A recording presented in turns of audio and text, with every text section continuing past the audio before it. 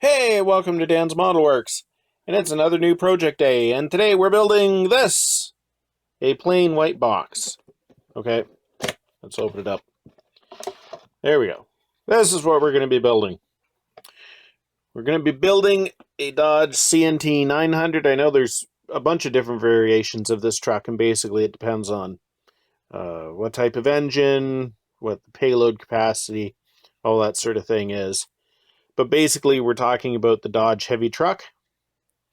And I featured this kit originally back in the summertime when I received it. And since then, I've done 2 videos on some vintage trucks that used this cab. One, of course, was the tow truck. And it's definitely been the far more popular of the 2 videos. And another one was a fire truck.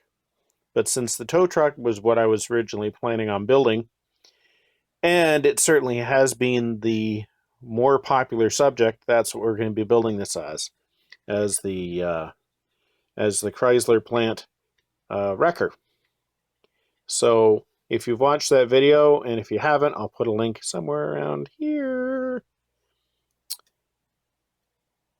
You'll know that this has the incorrect headlight assembly.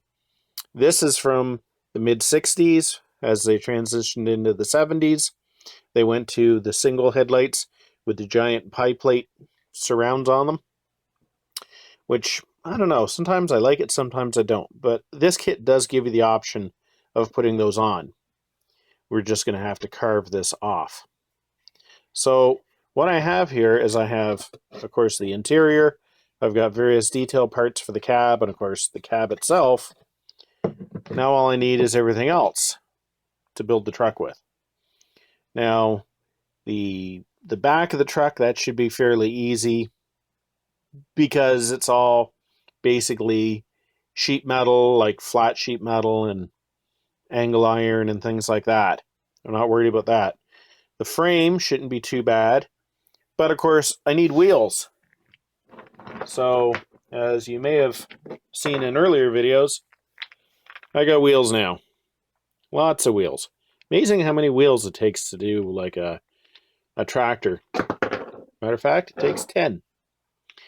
So 2 of these, this guy and this guy, are front wheels. All the rest of them are rear wheels. I didn't bother with doing an inner or an outer. I just basically used the same one, and I'm just going to mount them back to back because you're not really going to see the inside. Now, a lot of these still have to be sanded. You can see a little bit of the overflow. This one here has been sanded, so you can see it's got the correct profile. So these wheels were copied from, just scoot them all over here, AMT's C-Series truck. And of course, here's the front wheel, and here is the back wheel. And amazingly enough, it didn't strip the chrome off these parts. A few of the other parts that we've made molds for. The fuel tank, this is actually from MPC's Mack truck. It has a it has some really nice square fuel tanks on it with tread plate, and you can see that the mold captured that pretty well. So that's going to serve as our fuel tanks. And I haven't peeled this one off yet, but this is actually the rear suspension from AMT's Ford Louisville. And I'm just going to say something right now about this project before people jump into the comments and say, you know, Dodge used this type of suspension, and they weren't equipped with this, and they weren't equipped with that. You know what? Life is too short. This is a hobby, okay? I have no idea exactly which suspensions were offered with the Dodge heavy trucks. I know it was probably several different types of suspensions from probably 3 or 4 different manufacturers, because that's generally what happens in the heavy truck industry. Is the manufacturer of the truck is basically manufacturing the cab, the frame, and you've got an option of 2 or 3 different suspensions, some of which may be manufactured by that company. Other ones are from outside suppliers. I mean, even in the case of engines, you could get this with a Dodge V8 gas, and you could get it with a Perkins diesel engine. You could get it with Detroit diesel, and you could get it with a Cummins. Now, the one that we're doing had a Cummins in it. And actually, if we look at the interior, you can see it has the large bulge, and that's pretty much the bulge that you had if you had the Cummins in it, because it was a very tall, long engine. So, just warning you right now, you're going to see me building a frame, and it's just going to be a generic truck frame. I mean, for the most part, we're never going to see it once it's all together, because we're going to have this cab on top of it, and we're going to have the bed on top of it and everything like that. Unless you flip it over, I'm not just going to be totally winging it. I'm going to be basing it on other truck kits and things like that. As a matter of fact, I think American Industrial Models suggests as a potential donor frame the Ford Louisville cab. So I wouldn't be too far off using that as a basis. One thing I'm going to mention before I carve off all this lovely headlight detail, I did take the precaution of making some molds. I don't know when I'm ever going to need a double headlight assembly like this, but you know what? If I ever do, I've got molds of it now. And I also, the roof lights are quite nice, so I made a mold of the center 3. So if I ever need cab lights in the future, I've got a mold to crank out a bunch of them. One of the problems with these wheels, other than, a complete lack of detail on the back side, which I'm not super worried about, is the fact that you can't see through the spokes. So here's one of the ones after I've basically ground out the best way to describe it is the flash, the little bit of material that's at the bottom of the spokes. You can see this one hasn't been done and this one has been done. I think it looks a whole lot better. And here's one of the front wheels. I've ground that one out. Now this one needs to have a couple small pinholes fixed there and there. Now for the frame itself, I'm going to be using this Plastruct C channel here. This is going to be the main side frames, and then I've got some I-beam here that I'm going to be using for the cross braces. Now I know this is probably a little bit, it's a lot heavier than the real parts would be. However, if I was to use styrene, basically evergreen styrene, C-channel and rod, the frame would be so flimsy that I don't think it would hold together. Even this Plastruct, which is ABS, is awfully flexible. But hopefully by the time we get it all together, it will be strong enough. So we're back at my computer to figure out how big we need to make the frame. And obviously the front here, that's going to be easy because that's the length of the cab itself. And then if we look back here, there's not a whole lot of body after this rear wheel. I'm willing to bet that piece of sheet metal there is maybe 1.5 inches or so. And there's not much of an angle here. So from about the back of the wheel to the back of the body here, that's probably maybe 4 or 5 inches, if that. So then we've got the wheels, and I'm just going to go with whatever spacing the suspension parts I have give us. It's not a very widely spaced axle on the suspension I'm going to be using, so I'm not going to worry too much about that. Then we've got this part of the body here. That part of the body is about the same size as the wheels. Maybe a little bit more. Okay? Now then, I think it's the picture before that, This is the gap between the body and the cab. And I remember this as being about a foot. So with these things in mind, we can estimate how long a frame we're going to need. And I'm not trying to replicate this thing to, I don't know, what degree or what decimal or whatever, just as long as it basically looks like the wrecker that was built by, and once again, I'm not sure if it was Chrysler Windsor or Chrysler Detroit. I've heard from several people who say it was one and several who say it was the other. At any rate, we know this was home built by the Chrysler Corporation using their CNT type truck. So as long as I can come close and I can capture the general lines and the and capture the way this looks, I'm going to be happy. I think that will be a success.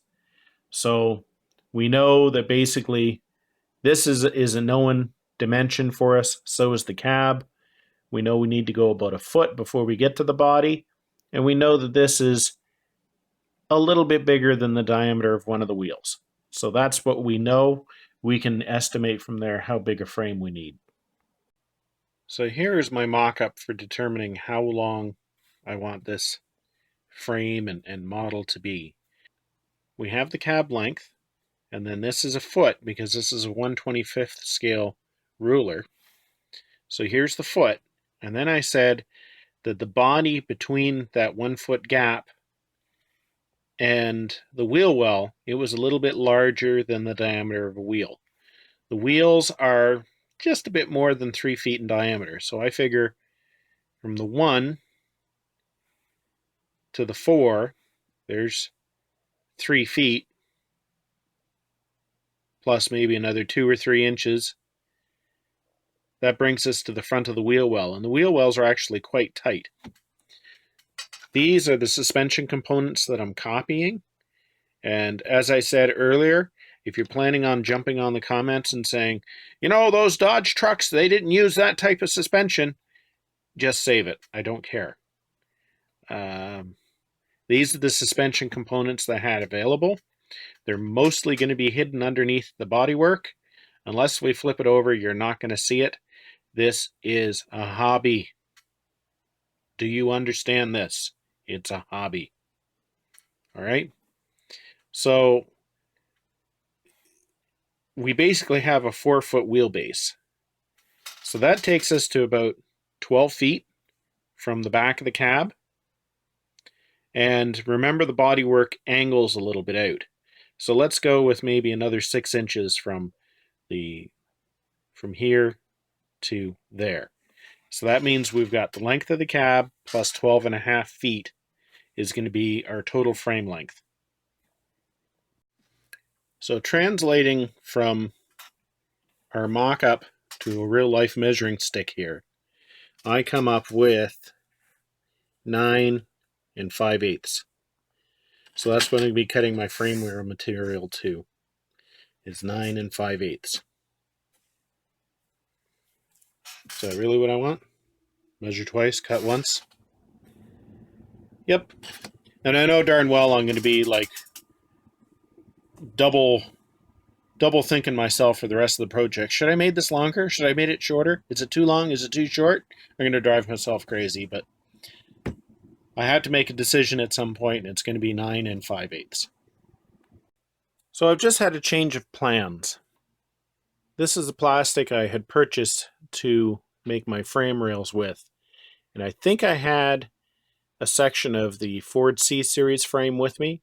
And it's actually a fairly, fairly light frame. I'm just looking at the frame of the Ford Louisville dump truck.